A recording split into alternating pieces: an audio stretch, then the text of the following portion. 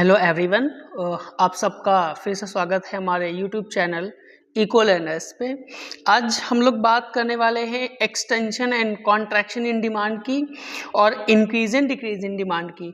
अक्सर इन चारों में डिफरेंशिएशन पूछता है, एक्सटेंशन एंड कॉन्ट्रैक्शन के बीच में पूछता है, या फिर इंक्रीज और डिक्रीज इन डिमांड के बीच में पूछता है, या फिर इंटरचेंज करके एक्सटेंशन और इंक्रीज क्या होता है या किस वजह से आते हैं, या फिर कॉन्ट्रैक्शन और डिक्रीज में क्या डिफरेंशिएट है, दोनों इंसिडेंट्स किस वजह से आते हैं डिमांड में।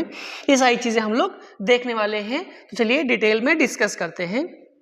सबसे पहले देखेंगे एक्सटेंशन इन डिमांड कि एक्सटेंशन आखिर क्या होती है, या फिर कई बार इसी क्वेश्चन को इस तरीके से पूछता है कि movement along a demand curve क्या होता है और शिफ्टिंग इन डिमांड कर्व क्या होती है। तो चाहे आपसे एक्सटेंशन इन कॉन्ट्रैक्शन पूछे या फिर movement along a demand curve पूछे, तो दोनों के पीछे का जो बेसिक थ्योरी है, जो रीजंस है, वो दोनों सेम है।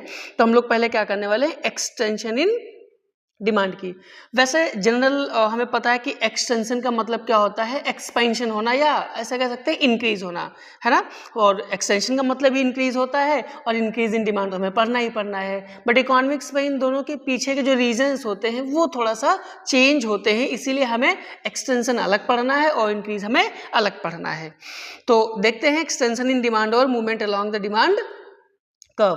देखिए, movement along the demand curve या फिर एक्सटेंशन क्या होता है। Extension in demand refers to an increase in quantity. जैसा कि मैंने अभी कहा कि एक्सटेंशन का मतलब क्या होता है, इंक्रीज इन क्वांटिटी। एक्सटेंशन का मतलब क्या होता है, इंक्रीज इन क्वांटिटी। और ये जो इंक्रीज इन क्वांटिटी है, ये किसकी वजह से होगी,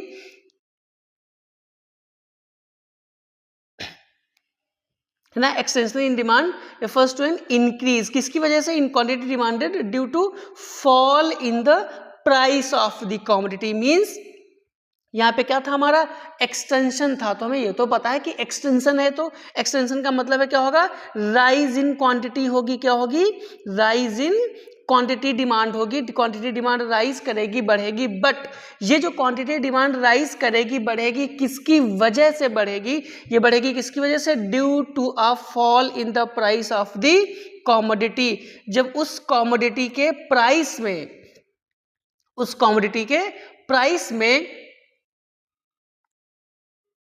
चेंज होने की वजह से, और प्राइस में चेंज क्या होगा कि जब उसका प्राइस कम होगा, तो उसका प्राइस कम होने की वजह से उस पर्टिकुलर गुड्स की क्वांटिटी डिमांड में जो राइज होता है, जो इंक्रीमेंट होता है, वो क्या कहलाता है, एक्सटेंशन इन डिमांड।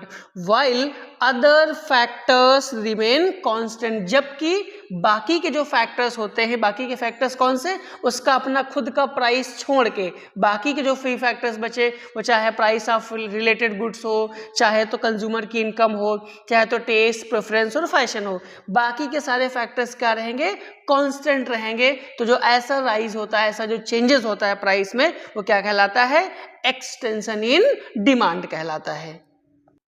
ठीक है, तो हमें ध्यान रखना है कि एक्सटेंशन किस वजह से होता है, उस गुड्स की खुद की प्राइसेस में चेंज होने की वजह से।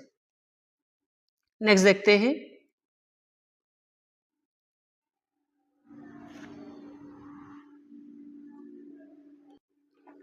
जैसे फॉर एग्जाम्पल अगर हम ले, तो हम ये देखें, if the price of apples falls from ₹100 पर केजी टू ₹80 केजी। मीन्स कोई भी गुड्स ले लेते हैं, हमने एप्पल सपोज ले लिया है, अगर एप्पल्स का जो प्राइस है वो ₹100 से कम होकर कितना हो जा रहा है, ₹80 पर केजी हो जा रहा है। तो लॉ ऑफ डिमांड हमें पता है कि अगर किसी गुड्स का प्राइस क्या होगा, कम होगा, तो ऑब्वियस सी बात है उसकी क्वांटिटी डिमांड क्या होगी, इंक्रीज होगी। तो जो क्वांटिटी डिमांड है इन एप्पल्स की या इस गुड्स की, वो क्या होगी, इंक्रीज होगी। तो ये जो इंक्रीज इन क्वांटिटी डिमांड है, ऐसे कह लो जो राइज इन क्वांटिटी डिमांड है, ये ऐसा राइज क्या कहलाएगा, it is known as extension in demand, because it happens when the price of the particular goods is falls. तो जो ऐसा चेंज है किसमें, डिमांड में, ये इसलिए हो रहा है क्योंकि उसका खुद का प्राइस क्या हो गया है, कम हो गया है। तो हमें ये ध्यान रखना है, जब किसी गुड्स का अपना खुद का प्राइस कम होने की वजह से उसकी डिमांड में जो चेंज आता है, जो पॉजिटिव चेंज आता है, ऐसे कह लो जो डिमांड उसकी बढ़ती है, वो क्या कहलाता है? एक्सटेंशन इन डिमांड कहलाता है। ठीक है, आगे बढ़ते हैं एक्सटेंशन डिमांड पे। तो मैं एक्सटेंशन ध्यान रखना है, बहुत सारे फैक्टर्स देखिए आपने इसके पहले भी पढ़ा है, अगर नहीं पढ़ा है तो हमारा एक वीडियो अपलोड है कि फैक्टर्स अफेक्टिंग डिमांड। अगर वो हमें चीज़ें पता है कि फैक्टर्स अफेक्टिंग डिमांड कौन कौन से थे, एक बार देख लेते हैं। फैक्टर्स अफेक्टिंग डिमांड, है ना, डिमांड को अफेक्ट करने वाले कौन कौन से फैक्टर्स थे? एक तो उसका खुद का प्राइस था, किसी गुड्स का अपना खुद का प्राइस क्या होता है, उसकी डिमांड को अफेक्ट करता है। दूसरा फैक्टर कौन सा था? कंज्यूमर की इनकम होती है, प्राइस ऑफ रिलेटेड गुड्स होता है, टेस्ट होता है, कंज्यूमर का प्रेफरेंस होता है, इंटरेस्ट होता है, फ्यूचर एक्सपेक्टेशंस होते हैं और भी बहुत सारे फैक्टर्स होते हैं। तो इतने सारे फैक्टर्स में जब कभी कोई चेंज आता है ना, तो इसका इम्पैक्ट पड़ता है। क्या होता है? इसका इम्पैक्ट पड़ता है। किसके ऊपर पड़ता है? उस गुड्स की डिमांड के ऊपर। तो इन सारे फैक्टर्स में हमें सबको नहीं लेना है, केवल कौन से फैक्टर्स को लेना है? खुद के प्राइस को। मीन्स जब किसी भी गुड्स का खुद का प्राइस क्या होगा? डिक्रीज होगा, मतलब फॉल इन प्राइस होगा, तो इसकी क्वांटिटी डिमांड क्या होगी? राइज होगी। तो इस राइजमेंट को हम क्या नाम देते हैं? इसे हम कहते हैं एक्सटेंशन इन डिमांड। हम इसे किसका नाम देते हैं? एक्सटेंशन इन डिमांड का नाम देते हैं। तो आई होप आपको एक्सटेंशन इन डिमांड समझ में आया होगा। हम एक बार टेबल भी फॉर्म कर लेते हैं, वैसे टेबल के फॉर्म में इसे हम देख लेते हैं। फॉर एग्जाम्पल जैसे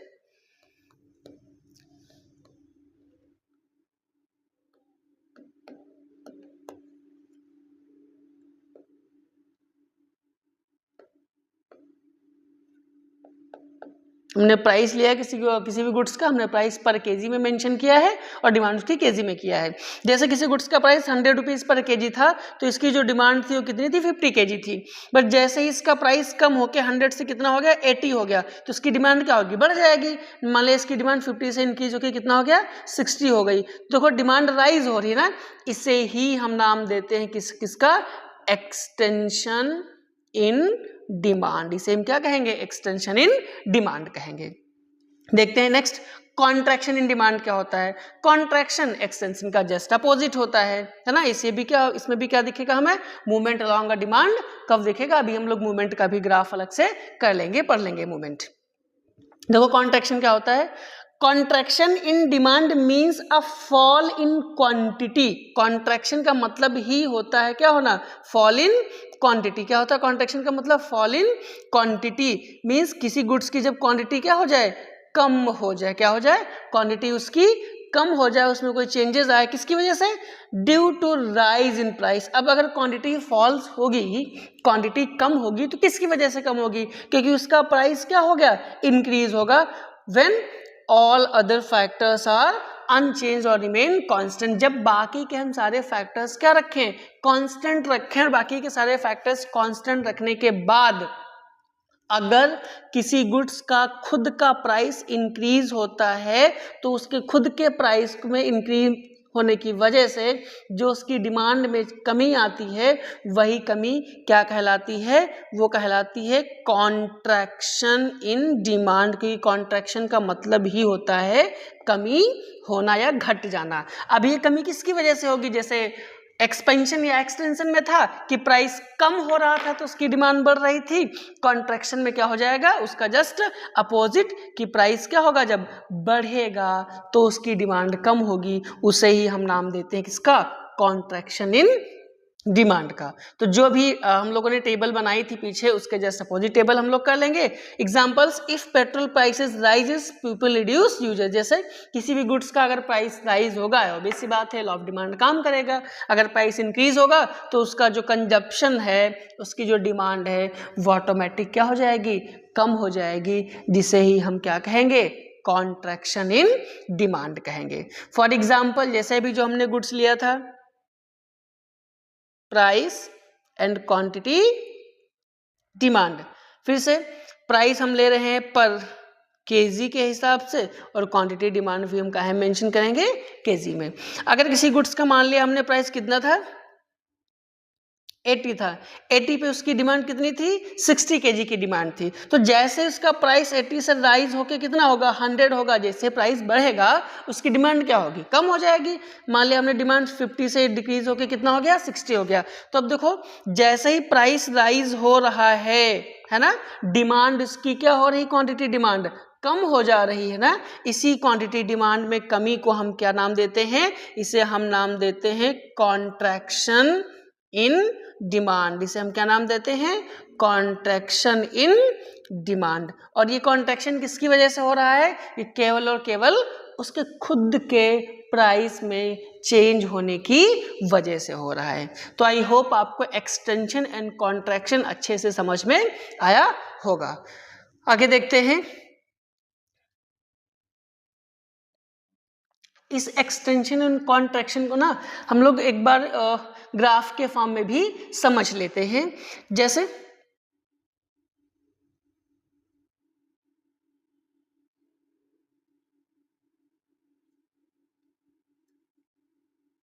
एक्स एक्सिस पे हम किसे रखते हैं, क्वांटिटी डिमांड को मेंशन करेंगे या फिर हम यूनिट्स को मेंशन करेंगे, और वाई एक्सिस पे हम किसे मेंशन करते हैं, प्राइस को मेंशन करते हैं।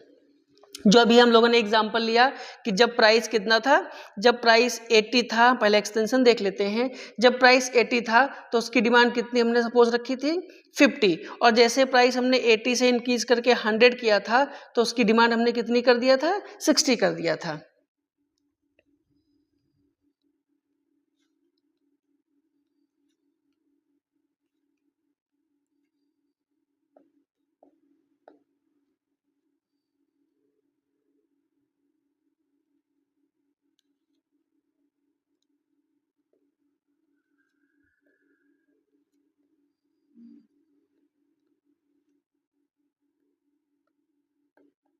ठीक है, एक्स एक्सिस पे हमने किसे रखा है, एक्स एक्सिस पे हमने क्वांटिटी डिमांड को मेंशन किया है, वाई एक्सिस पे हमने प्राइस को मेंशन कर रखा है। ठीक है, और प्राइस को मेंशन किया है। देखिए जब प्राइस हमारा 80 था तो डिमांड कितनी थी, 50। जब प्राइस 80 था तो डिमांड कितनी थी, 50। 50 का मतलब है कहीं ना कहीं कहाँ होगा, 50 कहाँ होगा, इस 40 और 60 के बीच में। यहाँ पर मान लिया हमने 50 होगा। तो हम जब प्राइस 80 था तो कितना डिमांड 50 है, यहाँ पर हमने कोई एक पॉइंट हमने ये मेंशन कर लिया कि डिमांड यहाँ पर है।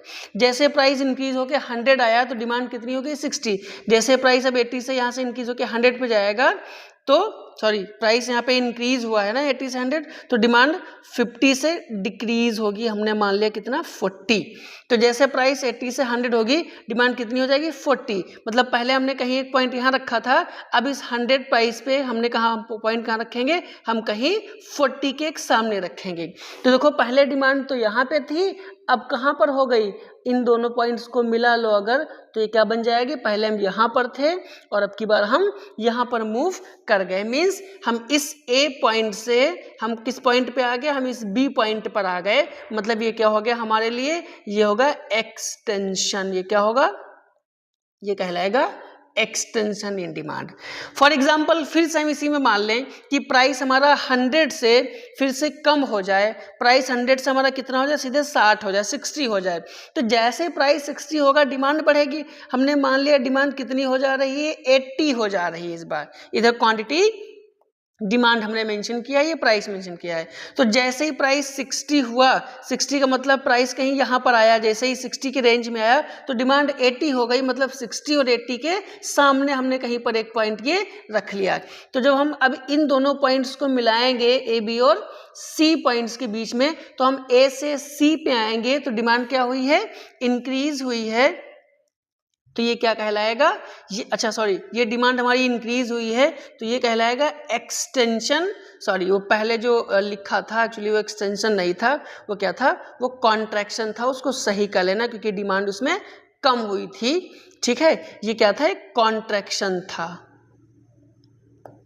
बाय मिस वो गलती से हो गया था, उसको सही कर लीजिएगा। वो क्या था, कॉन्ट्रैक्शन था। ये क्या है, एक्सटेंशन है। तो देखिए कॉन्ट्रैक्शन और एक्सटेंशन, कॉन्ट्रैक्शन में हम इधर मूव कर रहे हैं और एक्सटेंशन में हम इधर मूव कर रहे हैं। इट मीन्स जब भी हम एक्सटेंशन एंड कॉन्ट्रैक्शन की बात करेंगे तो हमारा मूवमेंट है एक ही डिमांड के ऊपर, यही कहलाता है movement along are demand curve.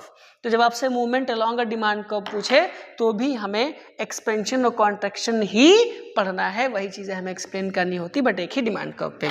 तो आई होप अब आपको समझ में आया होगा। आगे देखते हैं इंक्रीज इन डिमांड क्या होता है और डिक्रीज इन डिमांड क्या होता है। देखिए इंक्रीज इन डिमांड क्या होता है,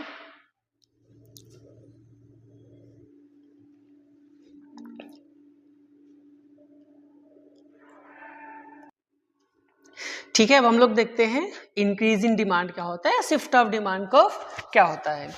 देखिए दोनों चीजें सेम है, जो एक्सटेंशन का मतलब भी होता था राइज, इंक्रीज का मतलब भी होगा राइज, बट जो फैक्टर्स थे उनके पीछे, जो रीजन था उनका, वो दोनों में क्या है, चेंज है।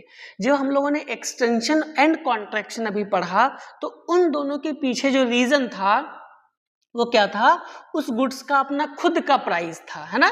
तो जब खुद के प्राइस में चेंज होने की वजह से डिमांड में चेंज आता है तो या तो एक्सटेंशन कहलाएगा और या तो कॉन्ट्रैक्शन कहलाएगा। डिपेंड करता है कि अगर डिमांड राइज होगी तो एक्सटेंशन एक्सपेंशन बनेगा और अगर डिमांड फॉल होगी तो वो कॉन्ट्रैक्शन इन डिमांड बनेगा। लेकिन खुद के प्राइस के अलावा बाकी के जो सारे फैक्टर्स थे, जैसे कि कंज्यूमर की income, prices of related goods, consumer का टेस्ट, प्रेफरेंस, फैशन, इन बाकी बचे हुए फैक्टर्स की वजह से जब डिमांड में कोई चेंज आता है तो वो या तो इंक्रीज इन डिमांड कहलाएगा और या तो डिक्रीज इन डिमांड कहलाएगा। इट मीन्स प्राइस के अलावा जो सारे फैक्टर्स हैं उनमें जब इस तरह से चेंज हो कि किसी गुड्स की डिमांड राइज होगी तो वो क्या कहलाएगा, वो इंक्रीज इन डिमांड कहलाएगा। और जब बाकी के बचे फैक्टर्स की वजह से डिमांड फॉल होगी तो वो डिक्रीज इन डिमांड कहलाएगा। तो देखते हैं डिटेल में increase in demand. Increase in demand refers to a situation, एक ऐसी सिचुएशन है where more quantities demanded, देखिए है ना, जहां पर क्या हो, more quantities demanded मतलब क्वांटिटी डिमांड ज्यादा की जाए, इंक्रीज हो, at the same price, means price में कोई चेंज नहीं किए गए हैं, प्राइस क्या रहेगा, सेम रहेगा, due to factors like rise in income, change in taste and ETC। Means जब बाकी के बचे फैक्टर्स, चाहे वो क्या हो, राइज इन इनकम हो, चाहे चेंज इन टेस्ट हो, चाहे प्रेफरेंस हो, चाहे फैशन हो, चाहे प्राइस फ्यूचर एक्सपेक्टेशंस हो, चाहे बाकी कोई फैक्टर्स हो, बट किसमें, प्राइस में चेंज नहीं होगा, प्राइस कांस्टेंट रहेगा, सेम रहेगा। तो प्राइस के अलावा बाकी बचे फैक्टर्स की वजह से अगर more quantity demand is demanded है, ज़्यादा क्वांटिटी डिमांड की जा रही है तो ऐसा चेंज क्या कहलाएगा, वो इंक्रीज इन डिमांड कहलाएगा। ठीक है, आगे देखते हैं कॉजेज क्या है इंक्रीज इन डिमांड के। इंक्रीज इन डिमांड के कॉजेज कौन कौन से, जैसे इंक्रीजिंग कंज्यूमर इनकम, अभी जिसकी बात की थी कि प्राइस तो कांस्टेंट रहेगा, प्राइस रिमेन्स कांस्टेंट, क्योंकि हमें प्राइस में कोई चेंज नहीं करना है। प्राइस चेंज कर देंगे तो फिर इंक्रीज और डिक्रीज नहीं बनेगा, वो एक्सपेंशन एंड कॉन्ट्रैक्शन बन जाएगा, है ना। तो जो कॉजेज है इंक्रीज के पीछे, वो कॉजेज कौन सा है, पहला इंक्रीज इन कंज्यूमर्स इनकम, पहला कॉज तो यही है कि कंज्यूमर की इनकम में चेंजेस आया है, और चेंजेस कैसा, पॉजिटिव चेंजेस मतलब इंक्रीज हुआ है। दूसरा rise in price of substitute goods, कैसा, जो उसकी सब्सटीट्यूट गुड्स हैं उनके प्राइस में चेंजेस आया हो। Positive change in taste and preference, consumer का जो टेस्ट एंड प्रेफरेंस है उसमें पॉजिटिव चेंज आया हो। एंड पॉपुलेशन ग्रोथ, या तो क्या हुई हो, पॉपुलेशन ग्रोथ हुई हो। वैसे यही सारे फैक्टर्स भी हैं जो डिमांड को अफेक्ट करते हैं प्राइस के साथ साथ। तो मैंने अभी कहा था प्राइस को छोड़ के बाकी के जो फैक्टर्स बचे उनमें चेंज होगा तो उसकी वजह से इंक्रीज इन डिमांड होगा, वही यहाँ पर मेंशन किया गया है अपने किसके साथ में, कॉजेस के साथ में, है ना। जैसे कि इसको टेबल के फॉर्म में लिखे हैं तो हम ऐसे भी कह सकते हैं कि प्राइस एंड क्वांटिटी डिमांड, है ना। जैसे प्राइस फिर से वही ये है पर केजी में, और क्वांटिटी डिमांड काहे में है, भी केजी में होगी। सपोज किसी गुड्स का प्राइस 80 था तो उसकी डिमांड 50 केजी थी। अभी भी उसका प्राइस 80 ही है, बट डिमांड 50 से राइज होके कितना हो गया, 60 हो गया। देखो प्राइस हमारा कांस्टेंट है और डिमांड राइज हो गई, इसका मतलब क्या होगा भाई, कंज्यूमर की इनकम बढ़ गई होगी या उसका टेस्ट या प्रेफरेंस बढ़ गया होगा, जिसकी वजह से उसने अब क्या की है, डिमांड ज़्यादा की है। मीन्स ये क्या है, ये राइज इन डिमांड है। तो ऐसा राइज इन डिमांड क्या कहलाएगा, ये कहलाएगा इंक्रीज इन डिमांड, क्योंकि ये किसकी वजह से हो रहा है, ये प्राइस सेम है, प्राइस के अलावा बाकी फैक्टर्स की वजह से हो रहा है। ठीक है, तो आई होप आपको इंक्रीज इन डिमांड समझ में आया होगा। आगे देखते हैं डिक्रीज इन डिमांड। देखिए डिक्रीज इन डिमांड क्या होता है, ये इंक्रीज के जस्ट अपोजिट है। अगर बाकी के बचे फैक्टर्स में, जैसा कि मैंने अभी मेंशन किया था कि अगर बाकी के बचे फैक्टर्स की वजह से क्वांटिटी डिमांड फॉल्स होगी तो सिंपली क्या कहलाएगा, वो डिक्रीज इन डिमांड कहलाएगा।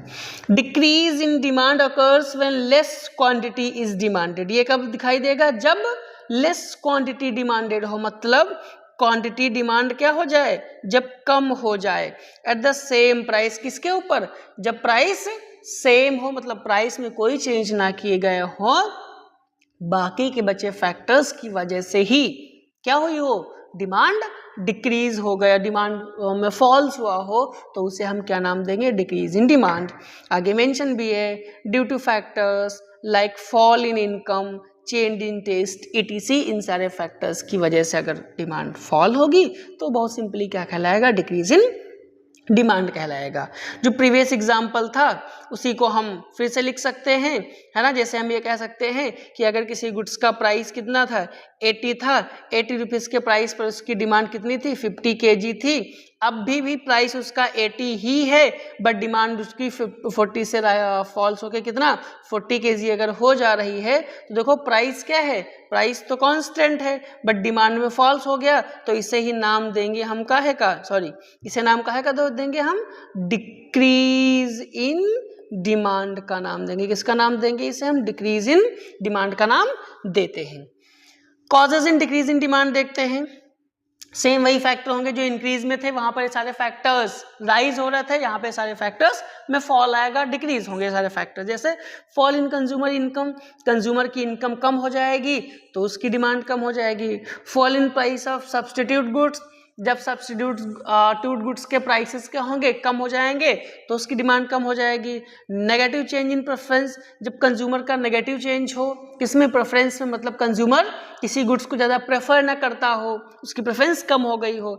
डिक्रीज इन पॉपुलेशन, पॉपुलेशन क्या हो गई हो, डिक्रीज हो गई हो। जब पॉपुलेशन डिक्रीज हो जाएगी, लोग ही कम हो गए, तो ऑब्वियस सी बात है डिमांड भी क्या होगी, कम ही होगी। तो सारे रीजंस हैं जिसकी वजह से क्या होता है, डिक्रीज इन डिमांड होता है।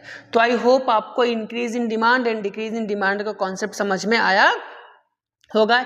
एक बार हम इन्हें शिफ्टिंग कर्व के शिफ्टिंग पे भी समझ लेते हैं। जैसे जो भी एग्जाम्पल लिया था, जो भी एग्जाम्पल लिया था उसी को कंसिडर करते हैं। प्राइस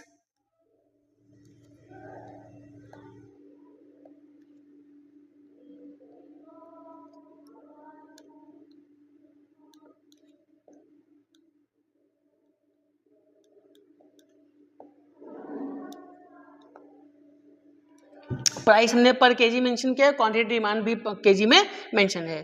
प्राइस कितना था, प्राइस हमारा 80 ही था, डिमांड कितनी हमने लिखी थी, पहले हम इंक्रीज देखते हैं। डिमांड कितनी थी, सपोज हमने 50 ले लिया, प्राइस अभी भी हमारा 80 ही रहेगा, बट डिमांड अब की बार क्या हो जाएगी, हमें इंक्रीज लिखना है तो हमने लिख लिया, डिमांड कितनी हो गई, 60 हो गई। तो देखिए यहाँ पे क्या हुआ, डिमांड इंक्रीज हो गई है। तो जो इंक्रीज होगा ना, ये किसकी वजह से होगा, पर या तो कंज्यूमर की इनकम क्या हुई होगी, इंक्रीज हो गई होगी, या तो फैशन आया होगा, या तो उसका पॉजिटिव चेंज हुआ होगा उसके प्रेफरेंस में, इन सारे फैक्टर्स की वजह से हुई होगी। जब उसको हम ग्राफ पे प्रेजेंट करेंगे तो कैसे प्रेजेंट करेंगे, ग्राफ पे हम छोटा सा ग्राफ बना लेते हैं।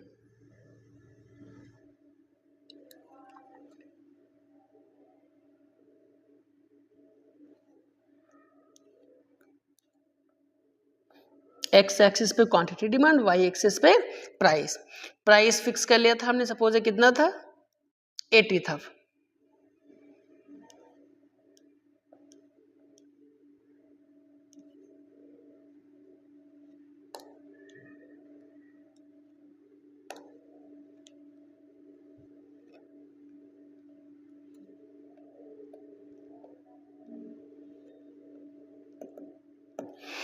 ठीक है, देखो पहले डिमांड कितनी थी 80 थी ना, 80 पे कितनी थी क्वांटिटी 50, 50 मतलब 40 और 60 के कहीं बीच में, यहां पे हमने एक पॉइंट रख लिया।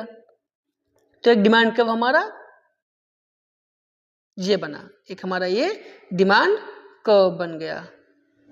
ठीक है, ये डिमांड कर्व हमने मान लिया D1 था। जैसे देखो प्राइस फिर से कितना रहा 80 ही रहा ना, बट डिमांड कितनी हो गई इस बार 60, मींस अब हम 80 के सामने कहीं पर हमने 60 पे हमने एक पॉइंट रख लिया। कहां पर, प्राइस 80 के सामने कहां 60 पे हमने एक पॉइंट रख लिया।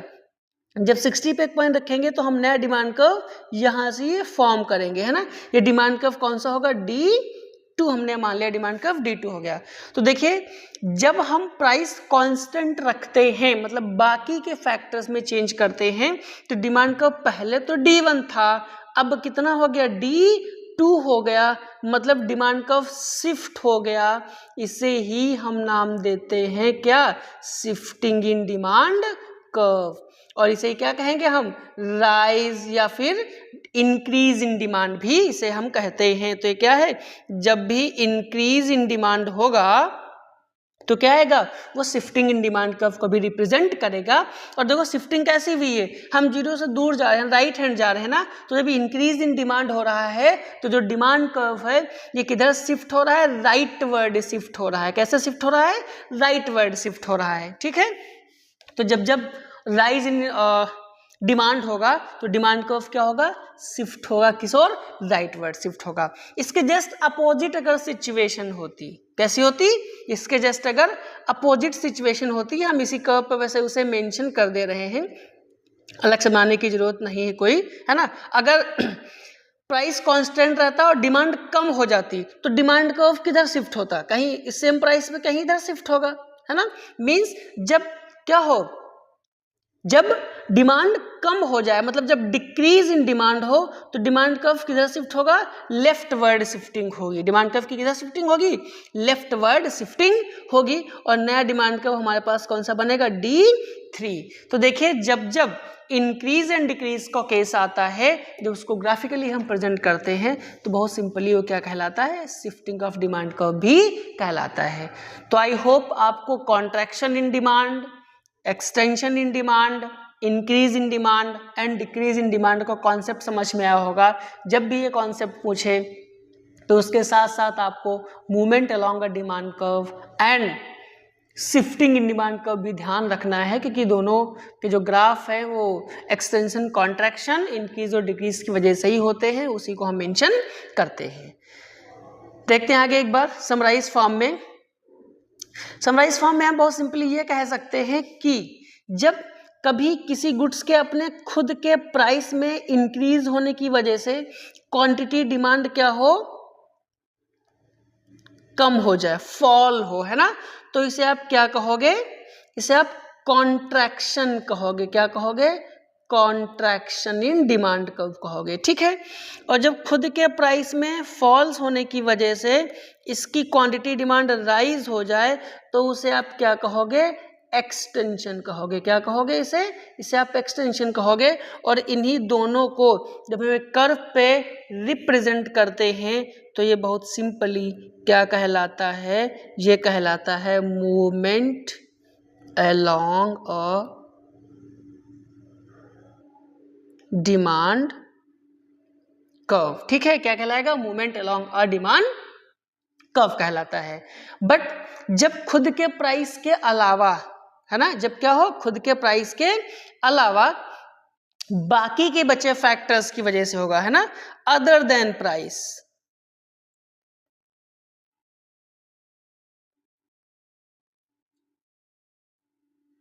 क्या लिखें, other than price. Other than price में बाकी बहुत सारे फैक्टर्स बचे, जैसा मैंने अभी मेंशन किया है, इनकम, रिलेटेड गुड्स के प्राइस, मतलब सब्सटीट्यूट गुड्स के प्राइस, टेस्ट, प्रेफरेंस, फैशन। इनकी वजह से अगर डिमांड इंक्रीज हो जाए, राइज हो, तो उसे क्या कहोगे? Increase in demand.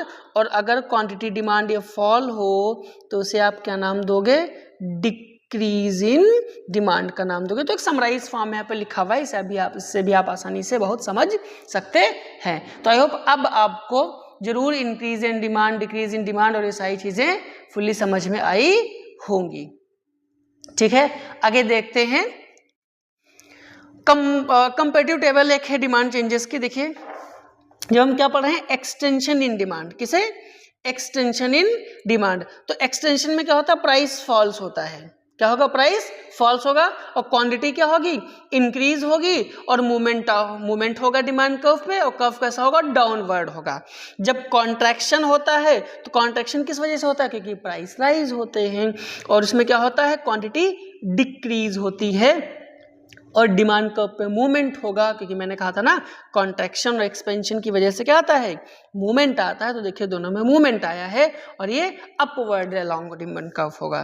फिर इंक्रीज इन डिमांड कब होगी? जब प्राइस तो कांस्टेंट रहेगा बट इसके अलावा बाकी के बचे फैक्टर्स में जब चेंजेस आता है, और क्वांटिटी क्या होगी? इंक्रीज होगी। कौन सी इंसिडेंस होती है? शिफ्टिंग ऑफ द कर्व होता है। और किधर शिफ्ट होगा? राइटवर्ड शिफ्ट होगा। ठीक ऐसे ही जब क्या हो? डिक्रीज इन डिमांड हो, तो डिक्रीज इन डिमांड में प्राइस फिर से कांस्टेंट रहेगा और क्वांटिटी क्या हो जाएगी? डिक्रीज हो जाएगी, है ना। फिनोमिनन क्या होगा? शिफ्टिंग ऑफ द कर्व होगा। और किधर शिफ्ट होगा? ये लेफ्टवर्ड शिफ्ट होगा। तो ये चारों चीजें थी, एक समराइज फॉर्म में भी लास्ट में लिखी हुई हैं।